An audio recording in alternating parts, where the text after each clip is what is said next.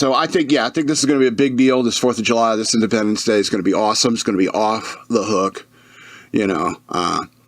for a lot of reasons. I'm going to get into them. And I also want to talk about like some of the greatest 4th of Julys I ever experienced. Now, 24 years ago, I was on my ship, USS Mount Whitney, on 4th of July, and we were moored in New York Harbor, moored to buoys, and we had to take small boats into shore, into Battery Park or into Brooklyn. And so we were parked right there. It's like the Statue of Liberty on our left and Jersey beyond, Manhattan, the World Trade Center right in front of us. To our right was Brooklyn, the rest of Long Island. It was very cool. It was a very cool 4th of July weekend. It was Fleet Week, so there was a bunch of sailors in town. So it felt safe to walk around the city in your whites, because you had to. You had to wear your dress whites. And so I did. I think I got out about 3 times for the week that we were there, but I wasn't working. I didn't have duty on the 4th of July. And that day the ship was throwing a party on the deck of the ship. And so I went up there to check it out, and it was like, oh, it was like burgers and dogs being grilled up there on the deck, people hanging around, some civilian clothes, some in, uniform and stuff like that. Burgers, dogs, buckets of beer. Buckets of bottled beer. And I'm drinking beer, sitting there hanging out with people, other sailors, Fleet Week. And we watched the fireworks. And it's such a prime location. That's why I chose to stay on the ship, is because everyone's like, oh, we can go to this park or that park and like probably get the best view. And I was like, yeah, but like everyone who lives in New York probably knows that those are the best places, and it's going to be crowded as hell. We got our own floating platform right here and the best seat in the house. And the fireworks are directly overhead.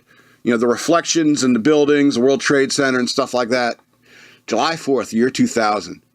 Drinking beers, getting a snootful on the deck, watching the fireworks that are over. Everyone started like packing up and going on to do different things. I come down, I poke my head in the Radio Shack, punch in the combo and open the door. And I'm like, hey, I'm drunk, in my workplace. And so as soon as I did that, I saw all these screens minimize in there. And I was like, oh, and they're like, oh, it's just Robbins. And all the screens popped back up and they were playing Quake II. My copy. And I was like, oh man, let me get a terminal. It's like, we're all on a terminal, man. And like, oh, damn it. So I go down, I get the software from my rack because there's nowhere beer to be had. And there's no way they'd let me leave the ship. So I was drunk on the ship and having the time of my life, but I still had something to do. Still wanted to do something. So I went and got the software, went up to a different shop that we work in, and I logged in as a separate shop, and they only had like 1 terminal in there, or 2 terminals in there.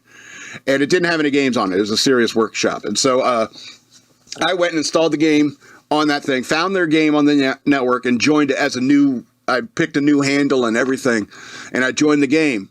So I'm sitting there and I come in and being my badass self in the first person shooter, especially when I've been drinking, I'm running around this Quake II map, just owning everybody.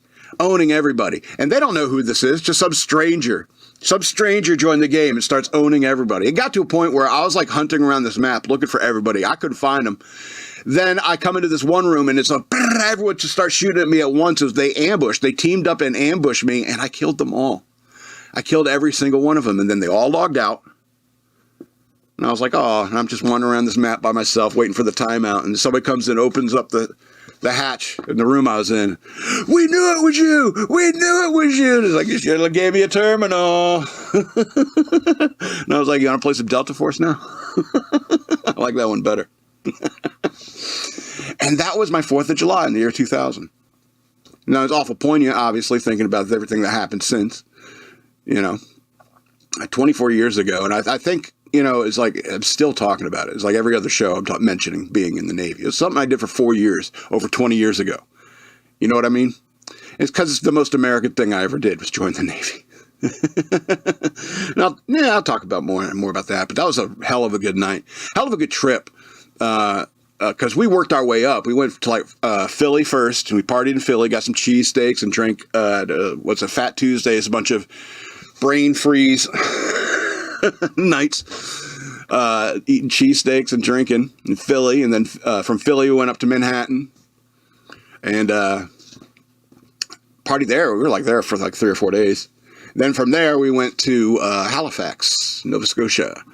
gambled there, and that's where I got the Black 13 wins. Started my system with lucky numbers. Maybe I'll tell you that story one day. No. People's reception to my gambling videos? No. Screw you people. You think I don't have a system? Yeah, that's why I'm broke here begging for money right now. Why are you listening to that guy? That was probably my best 4th of July ever.